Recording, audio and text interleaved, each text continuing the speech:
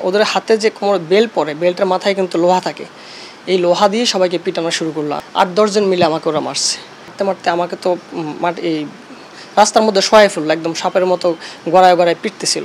আনসারদের দাবি মেনে নেওয়ার পরও আমাদেরকে ওরা এখানে ওদের সাথে সহমত পোষণ করছি, সরকার ওদের দাবি মেনে নিয়েছে, তারপর আমাদেরকে এখানে সবাইকে আটক করে রাখছে।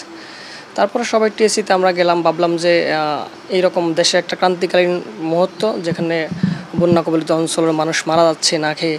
এই সময় তারা ৪-৫ দিন ধরে আন্দোলন করতেছে। সচিবালয়ের মতো একটা জায়গায়, যে তারা যেখান থেকে বাংলাদেশ পরিচালিত হয়, সেই জায়গাটা তারা অবরুদ্ধ করে রাখছে। সবাই মিছিল নিয়ে সচিবালয়ের দিকে গেলাম। তারপর মিছিলের একদম সামনে ছিলাম আমি, আমাদের সাথে ছিল আমাদের আব্দুল কাদির সমন্বয়ক, যে কারফিউ চলাকালীন ৯ দফা দাবি ঘোষণা করছিল।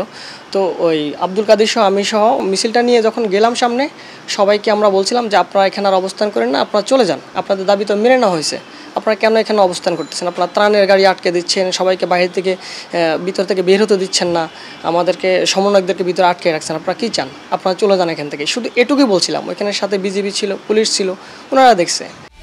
একমাত্র ওয়ালটন এসি দিচ্ছে ১ বছরের রিপ্লেসমেন্ট গ্যারান্টি এবং কম্প্রেসারের ১০ বছরের গ্যারান্টি। হঠাৎ করেই তারা অতর্কিতভাবে হামলা চালাইলো। তারা তো সব গেট অবস্থান নিয়েছিল, ওই সামনের যে গেটটা গুলিস্তানের সাথে, ওই গেটেরগুলো সামনে গিয়ে আসছে, এসে আমাদের উপর হামলা চালাইছে। তো আমরা যারা সামনে, আমাদের হাতে কিন্তু কিছুই ছিল না, আমরা পুরোপুরি নিজ, আমরা ওইখানে মারামারি করতে যাইনি। হামলা চালাইছে মানে ওদের হাতে যে কোমর বেল্ট পরে, বেল্টের মাথায় কিন্তু লোহা থাকে। এই লোহা দিয়ে সবাইকে পিটানো শুরু করলো। আমরা তখন আমাদের মিছিলের পুরোপুরি অংশ যায় পৌঁছাই নেই। আমরা সামনে গিয়ে যখন ওই যারা ছিলাম তাদেরকে এভাবে ওরা মারধর শুরু করলো। মারতে মারতে আমাকে তো এই রাস্তার মধ্যে শোয়াই ফেললো, একদম সাপের মতো গড়ায় গড়ায় পিটতেছিল। ৮-১০ জন মিলে আমাকে ওরা মারছে। আমি যখন বুঝতে পারলাম যে আমি পড়ে থাকলে মনে হয় আমাকে মেরেই ফেলবে, তখন আমি একটু উঠে একটু সামনে একটু দৌড়ে আসলাম। তখন আমাদের ছাত্র ভাইরা আমাকে দৌড়ে ঢাকা মেডিকেল নিয়ে আসলো। ঢাকা মেডিকেলে আনার পরে আমি দেখলাম যে একের পর এক সবাই এরকম রক্তাক্ত অবস্থায় আসতেছে। কারো মাথা ফাটা, কারো চেহারা, মানে মুখ, পিঠে আঘাত। আমার পিঠও পর্যন্ত আঘাত করছে, আমাকে ফেলে বুট দিয়ে ইচ্ছা মতো লাথি দিছে তারা, তারপরে বেল দিয়ে পিটাইছে।